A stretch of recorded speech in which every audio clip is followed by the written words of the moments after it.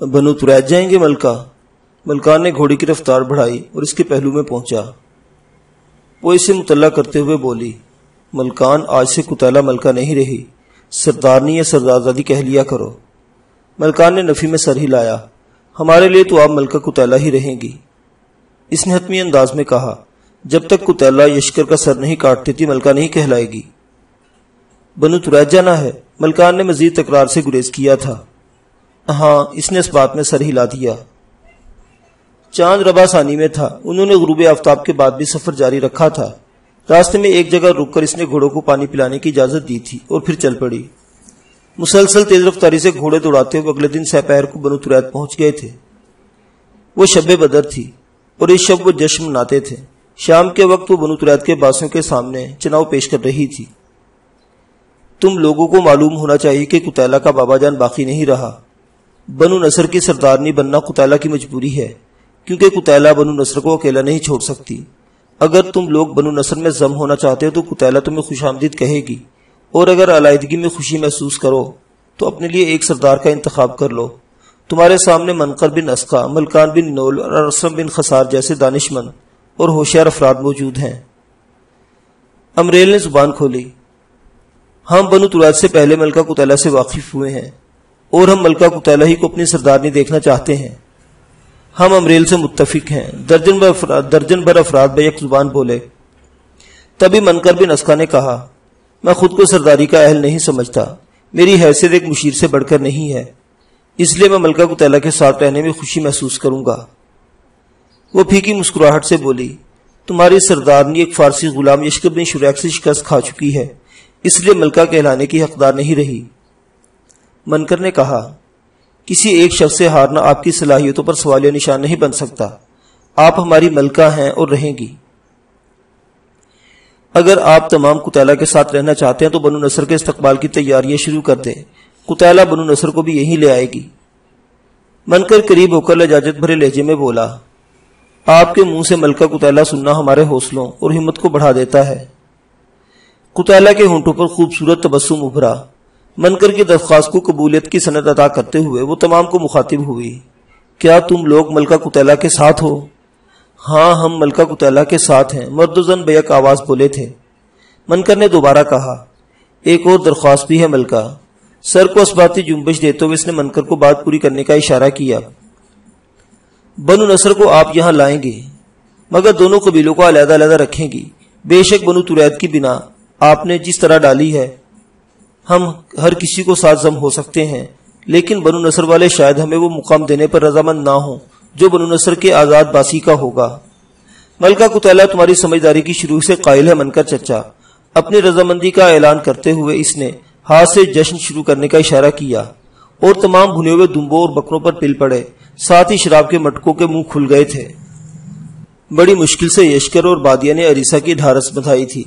کتیلہ کا خفا ہو کر جانا اس کے لیے ازحد تکلیف دہ تھا۔ اس کا دل دو حصوں میں بٹ گیا تھا۔ اگر کتیلہ کے مقابل صرف یشکر یا شریم ہوتا تو وہ یقیناً اس کے ساتھ چل دی ہوتی، لیکن یہاں تو یشکر، شریم، بادیہ اور آبائی قبیلہ بنو جساسہ اس کے پاؤں کی بیڑیاں بن گئے تھے۔ اس کے باوجود کتیلہ کی جدائی اسے بے حال کیے ہوئے تھی۔ کتیلہ کے جانے کے بعد یشکر اور بادیہ مسلسل اس کی دلجوئی میں لگے رہے۔ رشاکہ بھی عریسہ کے غم میں برابر کی شریک تھی کہ اس کی ملکہ بھی تو خفا تھی۔ اگلے چند دنوں میں عریسہ کی بے چینی اور بے قراری میں کافی فرق پڑ گیا تھا۔ یشکر مسلسل اپنی حویلی کی تعمیر میں مصروف تھا۔ 2-3 ہفتے مسلسل کام کر کے اس نے حویلی کو پہلے کی طرح تو نہیں، البتہ استعمال کے قابل بنا دیا تھا۔ اور پھر ایک روز چچا شریم، مالک، مروان، اغلبر قبیلے کے چند دوسرے معززین کے ساتھ مشاورت کر رہا تھا۔ بنو نوفل کا حساب کتاب رہتا ہے، کب تک ہم قبیلے کے مقتولوں کی قبروں سے اس کون کی بلند ہوتی ستائیں سنتے رہیں گے؟ شریم بے بسی سے بولا، بیٹا، بنو نوفل پر حملہ کرنا، بنو جساسہ کے بچے کھچے قبیلے کو جڑ سے اکھیڑنا ہے۔ یشکر بظاہر شریم سے مستفسر ہوا، لیکن اس کا سوال سب کے لیے تھا، کیا ہمارے حلیف قبائل ہمارا ساتھ نہیں دیں گے؟ حکیم کنب بن عبد شمس نے خیال ظاہر کیا، بنو جمل اور بنو ویل ہمارے ساتھ مل بھی جائیں تب بھی بنو نوفل کا مقابلہ کرنا ہمارے بس میں نہیں ہوگا، اور یقیناً ہمارے اجماع پر بنو نوفل کے حلیف قبائل میں میدان میں آ جائیں گے۔ مروان نے پوچھا، ہمیں فارس سے مدد نہیں مل سکتی؟ یشکر نے نفی میں سر ہلاتے ہوئے حقیقت پر روشنی ڈالی، شہنشاہ فارس خود حالت جنگ میں ہے اور وہ کسی صورت میں ایک بے فائدہ جنگ میں اپنی سپاہ نہیں جھونکے گا، خاص کر ایسی صورت میں کہ پہلے بھی عرب قبائل روم کے جھنڈے تلے جمع ہو کر بادشاہ سلامت کی شکست کا باعث بن چکے ہیں۔ بابا جان زیادہ سے زیادہ 100-200 سپاہی بھجوا سکتے ہیں، وہ بھی میری تلاش کی خاطر، نہ کہ عرب قبائل سے جنگ چھیڑنے کے لیے۔ اور سب سے بڑھ کر اگر میں نے فارس کا رخ کیا تو بابا جان مجھے کسی صورت واپس نہیں آنے دیں گے۔ انہوں نے مجھے 17 سال تک اولاد کی طرح پالا ہے، مجھے ان کا سامنا کرنے کی ہمت نہیں ہے۔ مالک نے مشورہ دیا، ہم بنو اسد، بنو نجار وغیرہ جیسے بڑے حلیف قبائل سے میدان جنگ سے جا سکتے ہیں۔ مشکل ہے۔ شرائم نے حقاق کا پٹارا کھولا۔ بنو اسد کا سردار زادہ قدا بن اتیبہ اور بنو نجار کا سردار قطام بن عد دونوں بادیہ کے متمنی تھے۔ انہیں اپنی سبکی کہاں بھولی ہوگی۔ باقی اس وقت کوئی بھی بڑا قبیلہ کڑی شرائط اور معاوضہ لے کر ہمیں حلیف بنانے کا خطرہ مول نہیں لے گا۔ ایسی صورت میں بھی وہ صرف ہمارا بچاؤ کرنے کا معاہدہ کریں گے۔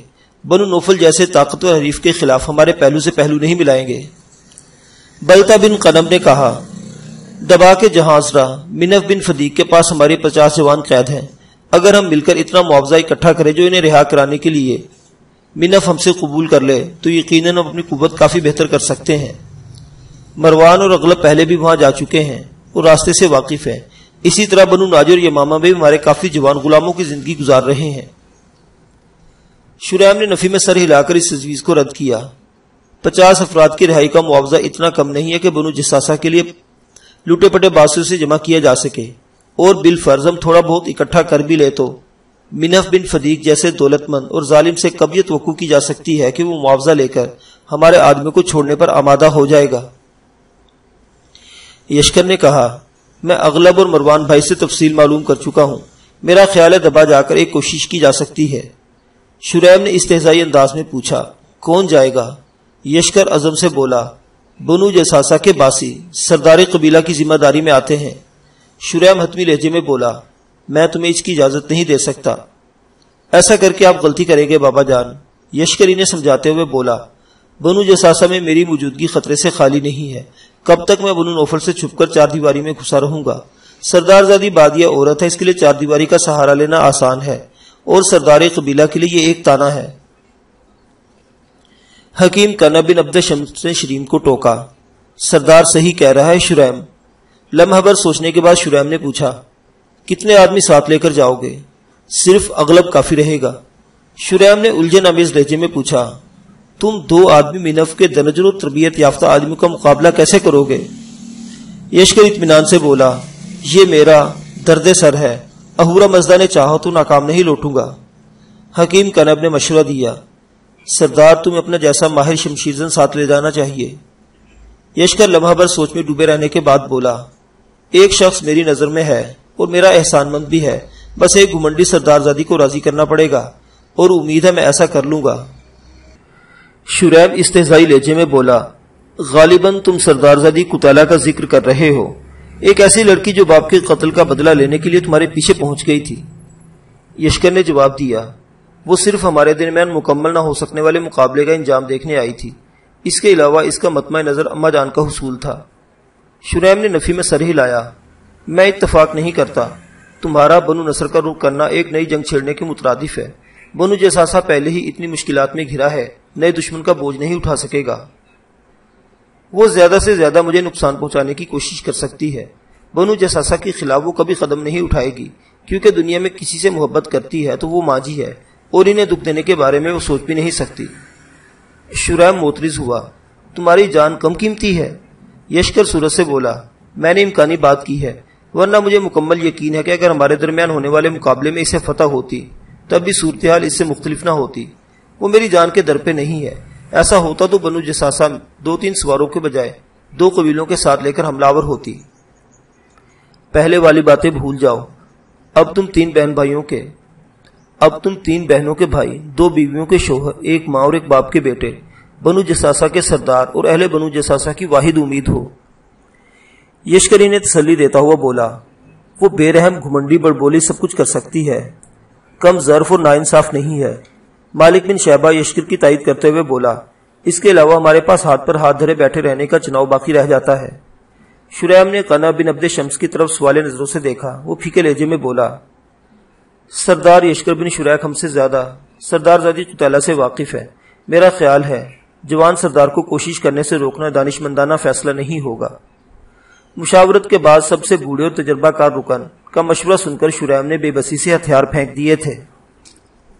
رات کو بادیہ اس کے بازو پر سر رکھے شکوا کنا تھی. میں سیر ہو کر دیکھ بھی نہیں سکی اور آپ دوبارہ جانے کے لیے تیار ہو گئے ہیں. وہ اسے بہلاتا ہوا بولا. اپنی سردار زادی سے دور جانا کب آسان ہے، لیکن مجبوری بھی دیکھی جاتی ہے. وہ مغرور سردار زادی آپ کو نقصان پہنچانے کی کوشش بھی کر سکتی ہے. بادیہ نے تشویش ظاہر کی. وہ کھل کھلا کے ہنسا. تمہارا یشکر موم کا پتلا ہے نا جو ایک لڑکی کے ہاتھوں مارا جائے گا. بادیہ نے خوف سے جھرجھری لی. میں نے اسے لڑتے ہوئے دیکھا تھا. اتنی تیزی سے تو منحوس سردار خسرامہ بن قلاس بھی حملہ آور نہیں ہوتا تھا. پتہ نہیں لڑکی ہو کر بھی اس کے جسم میں اتنی طاقت کہاں سے آ گئی. ہارا کون؟ یشکر نے اس کی تھوڑی سے پکڑ کر ہلایا. بادیہ شرارت سے ہنسی. مجھے تو لگتا ہے وہ جان بوجھ کر ہاری ہے. یشکر نے اس کا ساتھ دیتے ہوئے کہا. اس میں ایک چیز بہت اچھی ہے. بادیہ نے اطمینان بھرے لہجے میں کہا. جانتی ہوں. کیا؟ کوہنی کے بل لیٹے ہوئے یشکر نے اس کے موہنے چہرے پر نگاہیں دوڑائیں. وہ منہ بناتے ہوئے بولی. یہی کہ میری ہم شکل ہے. یشکر ملتجی ہوا. تم بھی آنکھوں میں اسی کی طرح سرما لگا لیا کرو نا. تو اس کی آنکھیں مجھ سے بھی اچھی لگتی ہیں. خفگی ظاہر کرتے ہوئے بادیہ نے رخ موڑنے کی کوشش کی. کیا یہ ممکن ہے؟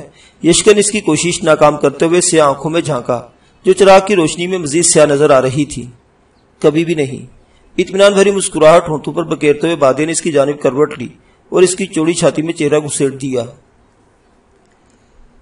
اگلے دن رشاقہ اس کے ساتھ جانے پر ضد ہوئی. یشکر نے انکار میں سر ہلایا. یہاں پر تمہاری زیادہ ضرورت ہے.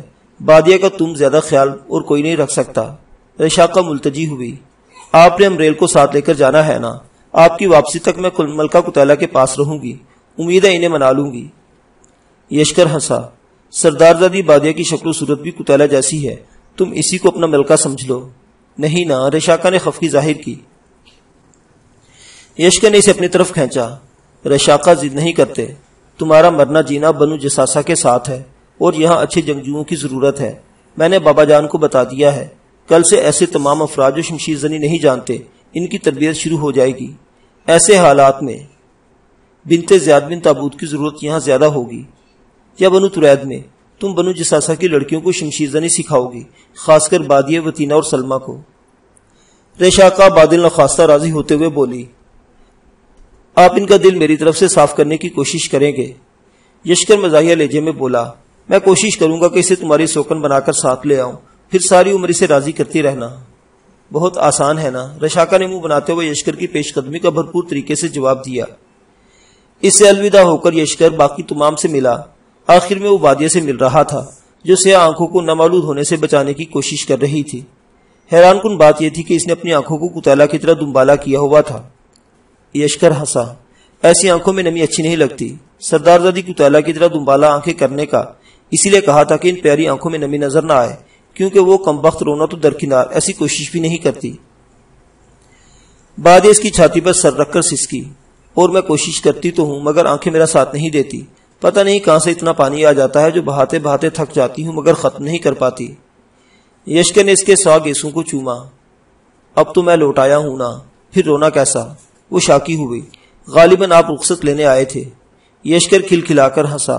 ہاں مگر عارضی. جلدی میں اپنے سردار زادی کے پاس ہوں گا. بادیہ نے منہ بسورا. میرے انتظار کو اتنا طول مت دینا کہ مجھے خود آپ کی تلاش میں نکلنا پڑ جائے. ایسا کہو گی تو کام ادھورا چھوڑ کر واپس بھاگ آؤں گا. بادیہ نے اپنی ترجیحات کا اعلان کیا. آپ کے خیرے سے لوٹ آنے کی خوشی ہر غم کا مداوع کر دے گی. میرے لیے اپنا بہت سا خیال رکھنا. اس کی گرفت سے نکل کر وہ لمبے ڈگ بھرتا ہوا باہر نکل گیا. تھوڑی دیر بعد وہ مشکی پر سوار اغلب اور مروان کے ساتھ بنو نصر کا رخ کر رہا تھا. ان دونوں نے اسے وہاں پہنچا کر واپس لوٹنا تھا. شریم نہیں چاہتا تھا کہ بنو نصر میں یشکر کو کوئی حادثہ پیش آئے اور وہ سمجھتے رہتے تھے کہ یشکر دبا گیا ہوا ہے. بنو نصر میں داخل ہوتے ہی قتیلہ سب سے پہلے اپنی ماں کے خیمے کی طرف بڑھی. جندلا نے اسے دیکھتے ہی منہ پھیر لیا تھا. اس کے چھوٹے بھائی طرفہ بن جبلہ اور سامہ بن جبلہ اسے دیکھ کر گھبرا گئے تھے. تم اپنی باجی ملکہ قتیلہ سے ڈر رہے ہو؟ سب سے چھوٹے سامہ کے سامنے گھٹنوں کے بل بیٹھتے ہوئے قتیلہ نے اسے چھاتی سے لگا لیا تھا. طرفہ ہمت مجتمع کرتا ہوا بولا.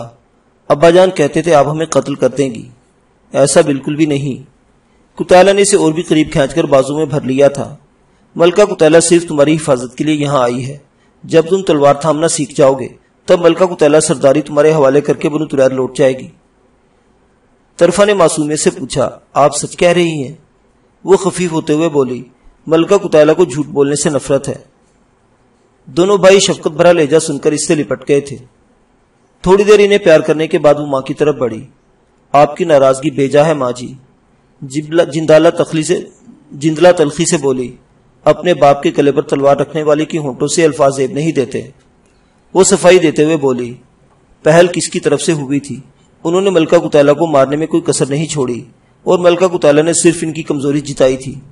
جندلہ دھاڑی، وہ باپ تھے تمہارے تو باپ بن کر پیش آتے، حربہ کیوں پھینکا، تلوار کیوں سونتی، تھپڑ مارتے، دھکے دے کر خیمے سے نکالتے، برا بلا کہتے۔ اگر جواب دیتی تو ملکہ قتیلہ قصوروار تھی۔ آپ نے بھی ہاتھ اٹھایا تھا۔ ملکہ قتیلہ نے ہاتھ پکڑنا تو کجا اپنا چہرہ بھی سامنے سے ہٹانے کی کوشش نہیں کی تھی۔ باپ کے بہت حقوق ہوتے ہیں۔ جندلہ اس کی باتیں سن کر کچھ نرم پڑ گئی تھی۔ اگر باپ کے حقوق کا خیال نہ ہوتا تو آج بنو نصر کی خیموں کی بقایا جات چولہے، اونٹ، بکریاں، مینگنیاں، جلی ہوئی لکڑیاں وغیرہ نظر آ رہی ہوتی۔ یہاں سے ملکہ قتیلہ کو باندی بنا کر ایک دشمن سردار کو سونپا گیا تھا۔ اس کے باوجود ملکہ قتیلہ نے کبھی بنو نصر کو نقصان پہنچانے کی کوشش نہیں کی اور بنو نصر سے کئی گنا بڑے قبیلے بنو احمر کو ایسے تباہ و برباد کیا ہے کہ آج تک ان کے خیموں میں صرف عورتوں کی آوازیں سنائی دیتی ہیں، اور ان کا اعلیٰ نسب اور اکھڑ مزاج سردار اب ملکہ قتیلہ کے سامنے سر جھکا کر معافی کی بھیک مانگتا ہے۔ کیوں آئی ہو؟ شاید جندلہ اس کی طرفہ اور سامہ کو دینے والی وضاحت سے مطمئن نہیں ہوئی تھی، کیونکہ بنو نصر کو ملکہ قتیلہ کی ضرورت ہے۔ ملکہ قتیلہ کے بھائی فی الحال اس قابل نہیں ہے کہ قبیلے کی ذمہ داری کا بار اٹھا سکیں، اور کسی دوسرے کو ملکہ قتیلہ یہ اجازت نہیں دے گی کہ بنو نصر کی سرداری کا دعوے دار ہو۔ جندلہ صاف گوئی سے بولی، کیسے یقین کروں جبکہ تمہارے والد کے ساتھ ہونے والی گفتگو میرے کان سن چکے ہیں۔ وہ بابا جان کو غصہ دلانے کے لیے کہا تھا، انہوں نے تو ملکہ قتیلہ کے ساتھ بہتر سلوک نہیں کیا تھا۔ وہ ماں کے سامنے کھڑی سے امید بھری نظروں سے دیکھ رہی تھی۔ شک کرنے کے باوجود تمہیں جانے کا نہیں کہہ سکتی، ماں ہوں نا۔ جندلہ کی آنکھوں میں نمی نمودار ہوئی۔ قتیلہ نے فوراً اسے مضبوط باہوں میں بھر لیا تھا۔ آپ کی بیٹی ملکہ قتیلہ بے رحم ضرور ہے، کم ظرف اور دھوکے باز نہیں ہے۔ اگر صرف سرداری لینے آئی ہوتی تو آپ کی رضامندی کی ملکہ قتیلہ کو قطعاً ضرورت نہیں تھی۔ خیمے کے دروازے پر رغال کی آواز ابھری، ملکہ، تمام لوگ آپ کے منتظر ہیں، ملکہ قتیلہ آ رہی ہے۔ رغال کو کہہ کر وہ ماں سے جدا ہوئی۔ جس دن آپ کا بڑا بیٹا ثابت کرے گا کہ وہ تلوار چلا لیتا ہے، اسی دن ملکہ قتیلہ اسے بنو نصر کی سرداری لوٹا دے گی۔ اور یاد رکھنا ماں جی، ملکہ قتیلہ کا کہا عہد ہوتا ہے۔ حتمی لہجے میں کہتے ہوئے وہ مڑی اور لمبے ڈگ رکھتی خیمے سے باہر نکل آئی۔ تمام افراد ثقیفہ بنو نصر کے سامنے جمع تھے۔ چبوترے پر کھڑے ہو کر اس نے تمام افراد پر طائرانہ نگاہ ڈالی۔ ملکہ قتیلہ بنت جبلہ بن کنانہ کے نام سے تم لوگ اچھی طرح واقف ہو۔ ملکہ قتیلہ بنو نصر کی سرداری کی اصل وارث ہے، لیکن اس کے باوجود اس محفل میں موجود ہر اس آدمی کو دعوت مباشرت دیتی ہے جو خود کو بنو نصر کی سرداری کا اہل سمجھتا ہو۔ اس کی بات کے اختتام پر ہلکی سی بنبناہٹ ہوئی، لیکن کسی کو سامنے آنے کی جرت نہیں ہو سکی تھی۔ لمحہ بھر کے انتظار کے بعد اس نے بات آگے بڑھائی۔ یقیناً تم میں سے ہر ایک اچھی طرح جانتا ہے کہ اس وقت ملکہ قتیلہ بنو نصر کی نہیں، بنو نصر کو ملکہ قتیلہ کی ضرورت ہے۔ اگر ملکہ قتیلہ کا بھائی اس قابل ہوتا کہ سرداری سنبھال سکتا تو ملکہ قتیلہ یہاں آنے کی زحمت نہ کرتی، بالکل اسی طرح جیسے وہ باپ کی زندگی میں بنو نصر سے چلی گئی تھی۔ اور ایک بات تم لوگ خوب کھان کھول کر سن لو کہ ملکہ قتیلہ سے دشمنی مول لینے والوں کی زندگی آندھی میں رکھے چراغ جیسی ہوتی ہے، جس کی روشنی پر ایک لہجے کے لیے بھی انحصار نہیں کیا جا سکتا۔ اس کی ایک مثال اعلان بن ابسا، حرام بن زرا، آفد بن مرسا اور اخلد بن احمر کا بھیانک انجام ہے۔ اس کی دوسری مثال بنو احمر کی تباہی ہے۔ اس کے باوجود کسی شخص کے دل میں شک موجود ہو تو ملکہ قتیلہ کو جھٹلانے کی کوشش کر سکتا ہے۔ گہرا سانس لے کر اس نے لمحہ بھر توقف کیا اور پھر سلسلہ کلام جاری رکھا۔ بہرحال ملکہ قتیلہ یہاں تم لوگوں کی بہتری کے لیے آئی ہے، نہ تو کسی سے دشمنی مطلوب ہے اور نہ کسی کو نیچا دکھانا مقصود ہے۔ ملکہ قتیلہ کا اپنا قبیلہ بنو ترید بھی موجود ہے۔ کل صبح ہم بنو ترید کی طرف حرکت کریں گے، کیونکہ وہ جگہ یہاں سے کئی گنا بہتر ہے۔ دونوں قبیلوں کی حد بندی کر دی جائے گی اور دونوں اچھے پڑوسیوں اور حلیف قبیلوں کی طرح ایک دوسرے کا خیال رکھیں گے۔ جب طرفہ سرداری کا بار اٹھانے کے قابل ہو جائے گا تب اس کی مرضی کہ وہ بنو نصر کو کہاں لے کر جاتا ہے۔ کیا تمام ملکہ کتیلہ کے ساتھ متفق ہیں؟ ہم متفق ہیں۔ سب سے بلند آواز رغال اور غبشان کی تھی۔ اگلے دن طلوع آفتاب سے پہلے وہ بنو تریاد کا رخ کر رہے تھے۔ بنو نصر کی خالی جگہ کو دیکھتے ہی یشکر کو علم ہو گیا تھا کہ کتیلہ قبیلے کو لے کر کہاں گئی ہوگی۔ وہ طلوع آفتاب سے پہلے وہاں پہنچے تھے۔ رکے بغیر بنو تریاد کی طرف روانہ ہو گئے۔ دھوپ میں پہلی سی تمازت مفقود تھی۔ دن بھر سفر کرنے کے بعد وہ رات کا اندھیرا چھانے پر آرام کے لیے رکے تھے۔ صبح کاذب کے ساتھ ہی ان کا سفر شروع ہو گیا۔ وہاں سے بنو تریاد چند منزل دور تھا۔ آفتاب کی روشنی تیز ہوتے ہی بنو تریاد میں داخل ہوئے۔ یشکر نے دوری سے دیکھ لیا تھا کہ مشقی میدان میں تربیت زور و شور سے شروع تھی۔ میدان میں موجود جنگجوؤں کی تعداد میں بھی خاطر خواہ اضافہ ہو گیا تھا۔ جنوبی ٹیلوں کے پار نیا خیموں کا شہر بسا نظر آ رہا تھا جو یقیناً بنو نصر کے باسی تھے۔ اغلب نے پوچھا، آپ کو یقین ہے کہ وہ مان جائے گی؟ اب ان کے گھوڑے دوڑ نہیں رہے تھے۔ یشکر اعتماد سے بولا، امید ہے منوا لوں گا۔ مروان نے بے یقینی ظاہر کی، مجھے ایسا نہیں لگتا، اس کی شکل بادے سے ضرور ملتی ہے، مزاج نہیں ملتا۔ یشکر ہنسا، تمہارا واسطہ سردار زدی بادے کی ہر دھرمی سے نہیں پڑا۔ مروان اور اغلب کا اکٹھا ٹہکا بلند ہوا تھا۔ انہیں دوری سے دیکھ لیا گیا تھا۔ تربیتی میدان کے قریب پہنچنے سے پہلے ہی دو آدمی اپنی جانب بڑھتے نظر آئے۔ وہ منقر اور اسرم تھے۔ یشکر نیچے اتر کر بازو پھیلاتا ہوا منقر کی طرف بڑھا۔ مروان اور اغلب بھی اتر آئے تھے۔ تمہیں دیکھ کر حیرانی ہو رہی ہے۔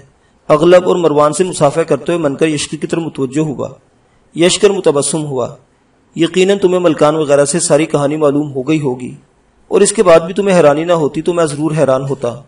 منقر نے انکشاف کرتے ہوئے کہا، پچھلے کئی دن سے بیچارے امریل اور ملکان کی سختی آئی ہوئی ہے۔ ملکہ کتیلہ کے مقابل شمشیر زنی کی مشق کرنا بلا شبہ تھکا دینے والا ہے۔ یشکر مزاحیہ انداز میں بولا، اب میں آ گیا ہوں نا۔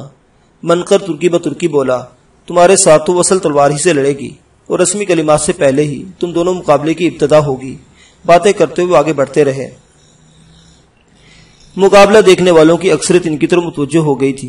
بنو تریاد اور بنو نصر کے قریباً تمام افراد یشکر سے اچھی طرح واقف تھے۔ وہ فردن فردن ان سے مصافحہ کرنے لگے۔ رسمی کلمات کی ادائی کے بعد یشکر کی نظریں میدان کے بیچوں بیچ پسینے میں نہائے ہوئے افراد پر پڑی۔ ملکان اور امریل ایک ساتھ کتیلہ سے برسرے پیکار تھے۔ وہ دونوں ہاتھوں میں تلواریں تھامے بگولے کی طرح میدان میں چکرا رہی تھی۔ یشکر نے زمین پر پڑی دھات کی کن تلوار اٹھا کر منقر کی طرف مسکرا کر دیکھا اور آگے بڑھا۔ اسی وقت تینوں شمشیر زنوں کی نگاہیں اس پر پڑی۔ یشکر ملکان اور امریل کو مخاطب ہوا، میرے خیال میں تم دونوں کو آرام کرنا چاہیے۔ کتیلہ نے ہاتھ میں تھامی مشکی تلواریں نیچے پھینکی اور امریل کو مخاطب ہوئی، اصل تلواریں لے آؤ۔ یہ کہتے ہی اس کی دنبالہ آنکھیں یشکر کی طرف متوجہ ہوئی۔ فارسی غلام، اپنی تلوار سونت لو، اور اچھا ہوا تم لاش اٹھانے کے لیے دو آدمیوں کو ساتھ لے کر آئے ہو۔ ملی چہرے پر پسینہ موتی کے قطروں کی طرح ٹپک کر اس کی سراہی دار گردن سے ہوتا ہوا گریبان کے راستے ایسے مقام کی طرف بہ رہا تھا کہ دیکھنے والے پسینے کی قسمت پر رشک کرتے رہ جاتے تھے۔ یشکر بے نیازی سے بولا، لڑنے نہیں سلو کرنے آیا ہوں۔ وہ زہر خند لہجے میں بولی، ہر آدمی جو چاہتا ہے اگر وہی ہونے لگے تو انسان اور معبود کا فرق باقی نہ رہے۔ سردار زادی، مہمانوں کے خلاف تلوار سونتنے والے کا نسب مشکوک ہو جاتا ہے۔ دھاتی تلوار نیچے پھینک کر وہ چھاتی پر ہاتھ باندھ کر کھڑا ہو گیا تھا۔ اسی دوران امریل کتیلہ کی تلوار اور ڈھال لے آیا تھا۔ تم اچھی طرح جانتے ہو ملکہ کتیلہ صرف ایک خاطب سننا پسند کرتی ہے۔ کتیلہ نے حسب توقع اس کی سردار زادی کہنے کا برا مانا تھا، مگر تم خود اعلان کر کے آئی تھی کہ میری شکست تک تم ملکہ نہیں کہلاؤ گی۔ وہ بے نیازی سے بولی، ارادہ بدل لیا، اگر تمہیں اعتراض ہے تو تلوار سنبھال کر ملکہ کتیلہ کا کہا پورا کرنے کا موقع دو۔ یشکر لبوں پر خوبصورت تبسم نمودار ہوا۔ ملکہ کتیلہ، سردار یشکر بن شریک تم سے مدد مانگنے آیا ہے۔ ایک لمحے کو وہ تعجب سے سن ہو گئی تھی۔ زندگی میں پہلی بار یشکر نے اسے یوں مخاطب کیا تھا۔ گہرا سانس لیتے ہوئے اس نے دل میں اٹھتی خوشی کی لہر پر قابو پایا۔ امریل، مہمانوں کو ملکہ کتیلہ کے خیمے میں لے آؤ۔ وہ لمبے ڈگ بھرتے اپنے خیمے کی طرف بڑھ گئی تھی۔ امریل نے قریب ہو کر یشکر سے معانقہ کرتے ہوئے کہا، چلیں، میں اس کے خیمے کا راستہ جانتا ہوں۔ اس کے ساتھ قدم بڑھاتے ہوئے یشکر نے جتانا مناسب سمجھا تھا، وہ تمہاری فتح کا سن کر بہت خوش ہوئی تھی۔ امریل نے دھیمے لہجے میں خلیصہ کا ذکر کیا۔ یشکر اسے یاد دہانی کراتا ہوا بولا، امریل یاد رکھنا، وہ میری محسن ہے۔ اہورا مزدہ نے میری جان بچانے کے لیے اسی کو وسیلہ بنایا تھا، اور جانتے ہو صرف اسے تمہارے حوالے کرنا گوارا کیا تھا کہ جانتا تھا تم مجھ سے کئی گنا زیادہ اسے محبت دو گے اور اس کی دیکھ بھال کرو گے۔ امریل خوشگوار لہجے میں بولا، احسان جتانے والے مجھے بہت برے لگتے ہیں، مگر تمہارا احسان اتنا بڑا ہے کہ جتنی بات جتاؤ گے غصہ نہیں آتا۔ احسان نہیں جتاتا، یاد دہانی کراتا ہوں۔ امریل موضوع تبدیل کرتا ہوا بولا، کیسے آنا ہوا؟ تمہارے سامنے سردار زادی سے بات کروں گا، سن لینا۔ وہ خیمے کے دروازے پر پہنچنے والے تھے۔ امریل نے ماتھے پر ہاتھ مارتے ہوئے کہا، پھر سردار زادی؟ ملکہ قتیلہ یار۔ یشکر نے بے بسی ظاہر کی، اب کیا کروں، سامنے آتی ہے تو مجھے اپنی بادیہ یاد آ جاتی ہے اور میرے منہ سے غیر ارادی طور پر سردار زادی نکل جاتا ہے۔ کچھ منوانا ہے تو اپنی سردار زادی کو تھوڑی دیر کے لیے بھلانا ہوگا۔ امریل کی آواز سرگوشی میں ڈھل گئی تھی۔ اور تمہیں لگتا ہے میں بادیہ کو بھلا سکتا ہوں، چاہے عارضی طور پر کیوں نہ ہو؟ یشکر سنجیدہ ہو گیا تھا۔ امریل نے کہا، بھلانے کی اداکاری تو کر سکتے ہو۔ وہ خیمے کے دروازے پر رک گئے تھے۔ یقیناً تم داخلے کی اجازت مانگو گے۔ اسبات میں سر ہلاتے ہوئے امریل نے وہیں کھڑے ہو کر آواز دی، مالکن مہمان دروازے پر پہنچ گئے ہیں، اندر لے آؤ۔ قتیلہ کی سریلی آواز ابھری۔ چاروں خیمے کا پردہ ہٹا کر داخل ہوئے۔ وہ لکڑی کے تخت پر بیٹھی ایک صاف کپڑے سے پسینہ پونچھ رہی تھی۔ انہیں آتے دیکھ کر رسمی احترام کے لیے کھڑی ہو گئی۔ ملکہ قتیلہ کی دوپہر سلامتی والی ہو، مروان نے سلام کہا۔ چٹائی پر بچھے چمڑے کے فرش کی طرف اشارہ کرتے ہوئے وہ کہنے لگی، تشریف رکھیں۔ ان کے بیٹھتے ہوئے سرائی اٹھا کر آبخورا بھرنے لگی۔ امریل نے آگے بڑھ کر سرائی اس کے ہاتھ سے پکڑ لی تھی۔ بولو فارسی غلام، کیسے آنا ہوا؟ اس نے فرش پر دھرے چمڑے کے تکے سے ٹیک لگا لی تھی۔ یقیناً مہمانوں کی وجہ سے اس نے تخت پر بیٹھنا مناسب نہیں سمجھا تھا۔ یشکر موترز ہوا، تمہیں معلوم ہے میں اب غلام نہیں رہا، اور ایک سردار سے یوں مخاطب ہونا کسی طور مناسب نہیں ہے۔ وہ بے پرواہی سے بولی، پہلے تو تھے۔ یشکر طنزیہ لہجے میں بولا، پہلے تو بچہ بھی تھا، کیا بیٹا کہو گی؟ قتیلہ کا شوخی بھرا کہکہا بلند ہوا۔ بتاؤ سردار یشکر بن شریک، کس سلسلے میں آنا ہوا؟ مدد مانگنے آیا ہوں۔ وہ اطمینان سے بولی، پہلے ملکہ قتیلہ کے چند سوالوں کا جواب دو، پوچھو۔ یشکر نے ہاتھ میں پکڑا خالی آبخورا نیچے رکھ دیا تھا۔ مروان اور اغلب خاموشی اور دلچسپی سے قتیلہ کے چہرے پر نظریں گاڑے بیٹھے تھے۔ وہ ان کی بہن کی ہم شکل تھی، لیکن ان کی چھوئی ہوئی بہن سے بالکل ہی مختلف تھی۔ ایسی بااعتماد لڑکی انہوں نے زندگی میں پہلے کبھی نہیں دیکھی تھی۔ وہ پوچھنے لگی، بنو عامر کے پہلے حملے کے دوران تم نے کیا سوچ کر ملکہ قتیلہ کی پیٹھ سے پیٹھ جوڑی تھی، حالانکہ ملکہ قتیلہ نے تم سے مدد کی درخواست نہیں کی تھی؟ یشکر اطمینان سے بولا، تمہاری جگہ کوئی بھی ہوتا میں یہی کرتا، اور اگر اس وقت میرے دشمن حملہ آور ہوئے ہوتے تو مجھے یقین ہے کہ تمہارا رد عمل مختلف نہ ہوتا۔ ملکہ قتیلہ جب نشہ آور شراب کے زیر اثر بے ہوش ہوئی تب تمہاری تلوار کو رشاقہ کی آواز نے روکا تھا یا کوئی دوسری وجہ تھی؟ یشکر نے سوالیہ انداز میں کہا، رشاقہ کی آواز ابھرنے سے پہلے ہی اگر میرا دماغ اس وار کو روکنے کی بابت ہدایت نہ کر چکا ہوتا تو کیا ایسے وار کو کسی التجائی آواز سے روکا جا سکتا تھا؟ قتیلہ نے اشتیاق آمیز لہجے میں پوچھا، تمہارے دماغ نے کیا ہدایات دی تھی؟ یشکر صاحب گوئی سے بولا، اگر رشاقہ باہر کھڑی اندازہ لگا سکتی تھی کہ تم نشہ آور شراب کے زیر اثر ہو تو کیا تمہارے ساتھ دوبدو ٹکرانے والے کو یہ محسوس نہیں ہوا ہوگا؟ یہاں بھی میں نے وہی کہا جو وقت آنے پر تم بھی کرتی، ایک سچا لڑاکا جیتنے کے لیے خارجی وسیلوں کو ٹھکرا دیا کرتا ہے۔ تم نے ملکہ قتیلہ کے جسم سے افون کا زہر چوسنے کی ہمت کیسے کی تھی؟ وہ ترتیب سے وہی سوال پوچھ رہی تھی جن کے بارے پہلے بھی شک ظاہر کر چکی تھی۔ پہلے بھی بتا چکا ہوں کہ مجھ پر زہر اثر انداز نہیں ہوتا۔ میرے لیے افون کا زہر چوسنا کسی کے زخم پر پٹی باندھنے سے زیادہ اہمیت نہیں رکھتا۔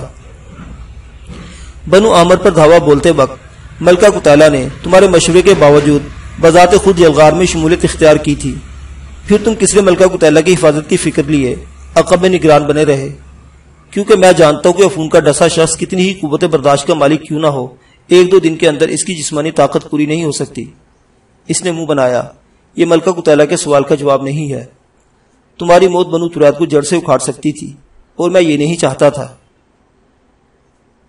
باقی بھی جی ملکہ قتیلہ کی موت کے خواہاں نہیں تھے، پھر ان میں سے کسی نے ایسا کیوں نہیں کیا؟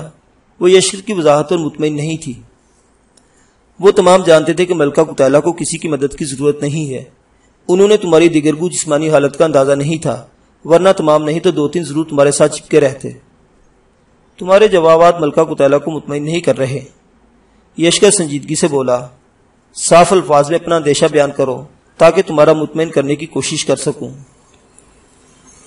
تم نے ہر وقت ملکہ قتیلہ کی مدد اس لیے کی کہ ملکہ قتیلہ بادیہ کی ہم شکل ہے اور بس۔ قتیلہ نے بلی تھیلے سے باہر نکالی۔ سردار زادی بادیہ کا ہم شکل ہونے کی وجہ سے تم میرے لیے خصوصی ضرور تھی، لیکن تمہاری مدد کرنے میں صرف بادیہ کا ہم شکل ہونے کی وجہ قرار دینا ناانصافی ہوگی۔ ان حالات میں وہ افعال میری فطرت و کردار کی عکاسی کرتے رہے ہیں۔ اگر تمہاری جگہ بنو تریاد کا سردار کوئی دوسرا ہوتا تو میں ویسے ہی کرتا۔ یشکر کو اس وقت شدت سے اندازہ تھا کہ وہ جھوٹ کا پلو تھام رہا ہے۔ وہ غیر مطمئن لہجے میں بولی، اس سے پہلے تم نے کبھی ملکہ قتیلہ کو ہرانے کی کوشش نہیں کی، لیکن جو ہی تمہاری سردارزادی واپس لوٹی تم نے بلا جھجک ملکہ قتیلہ کی گردن پر تلوار رکھ کر موت کا اعلان کر دیا۔ اگر ماں جی منت نہ کرتی تو یقیناً ملکہ قتیلہ اب قبر کی باسی ہوتی۔ یشکر نے معنی خیز انداز میں انکشاف کیا، لڑائی کے اختتام کے لیے تمہارا ہارنا ضروری تھا۔ میرے ہارنے کی صورت میں تمہارے پاس میری گردن کاٹنے کے علاوہ دوسرا انتخاب موجود نہیں تھا، اور تم مجھے مارنا نہیں چاہتی تھی، تبھی تم نے ہار کا انتخاب کیا۔ وہ اس کی بات جھٹلائے بغیر بولی، یاد ہے کہا تھا کہ اگر ملکہ قتیلہ کے محتاج ہوئے تو ملکہ قتیلہ تمہاری مدد نہیں کرے گی۔ ہاں، اور اس بات کی تصدیق کے لیے آیا تھا۔ انکار سن لیا، اب اجازت چاہوں گا۔ یشکر نے اٹھنے کے لیے پر تولے۔ وہ جلد بازی سے بولی، ملکہ قتیلہ نے انکار تو نہیں کیا، صرف یاد دہانی کرائی ہے۔ یاد دہانی کا مطلب؟ یشکر شاکی ہوا۔ وہ دل آویز انداز میں مسکرائی، صرف یہ بتانا کہ ملکہ قتیلہ اس وقت سچ نہیں کہا تھا۔ ملکہ قتیلہ تمہارے سارے احسانات کی معترف ہے۔ اب بتاؤ کیسی مدد درکار ہے؟ میں نے دبا میں ایک رئیس کے ہاں اپنے قبیلے کے قیدی افراد کو رہا کرانا ہے، اور اس مقصد کے لیے ایک ایسے ساتھی کی ضرورت ہے جو اچھا لڑاکا ہو۔ سوچا مختصر وقت کے لیے تم سے امریل کا مطالبہ کر لوں گا۔ قتیلہ نے کہکا لگاتے ہوئے پاس کھڑے امریل کو دیکھا۔ اپنے سنہرانہ کی جدائی کے قصے سنا سنا کر امریل تمہیں اتنا زج کر دے گا کہ شاید دبا پہنچنے سے پہلے ہی تم اسے واپس پہنچا دو۔ اس نے امریل کو نہیں بھیج سکتی۔ یشکر نے امریل کی طرف دیکھا۔ اس نے بے بسی سے کندھے اچکائے، گویا وہ قتیلہ کے سامنے بول نہیں سکتا۔ ملکان بھی اچھا لڑاکا ہے۔ یشکر نے متبادل کا نام پیش کیا۔ حقیقت تو یہ کہ ملکان اور امریل کی یہاں سخت ضرورت ہے۔ قتیلہ بظاہر سنجیدہ تھی۔ پھر اجازت دو، میں اپنے بھائی مروان ہی کو ساتھ لے جاؤں گا۔ یشکر نے اس کا انکار سن کر مزید اصرار مناسب نہیں سمجھا تھا۔ آج کی رات ملکہ قتیلہ کو میزبانی کا موقع دو۔ اس کے لبوں پر شرارتی مسکراہٹ رقصاں تھی۔ ہمارے پاس وقت کم ہے۔ یشکر نے نشست چھوڑ دی تھی۔ قتیلہ اس کے سامنے کھڑی ہوتے ہوئے بولی، بنو تریاد میں ملکان اور امریل سے اچھا بھی شمشیر زن موجود ہے، اسے ساتھ لے جاؤ۔ یشکر نے منہ بنایا، میرے خیال میں ایسا کوئی نہیں ہے۔ وہ مزاحیہ لہجے میں بولی، تم ملکہ قتیلہ کو بہت ہلکا لے رہے ہو۔ یشکر کو حیرت کا جھٹکا لگا، مگر تم ملکہ قتیلہ ٹھیک ہے یا امریل کو لے جانا چاہو گے؟ یشکر بے یقینی سے بولا، مجھے نہیں لگتا ایسا ممکن ہے۔ صبح طلوع آفتاب سے پہلے نکلیں گے، اب آرام کرو۔ اطمینان بھرے انداز میں اعلان کرتے ہوئے وہ امریل کو مخاطب ہوئی، مہمانوں کے لیے کھانے کا بندوبست کرو اور انہیں آرام کی جگہ دکھا دو۔ معزز سامعین حضرات، یہ دلچسپ ترین داستان ابھی جاری ہے۔ بقیہ واقعات اگلی قسط میں۔ دیکھتے رہیے ناولستان، اسلامی اور تاریخی کہانیوں کا مرکز۔ اللہ حافظ۔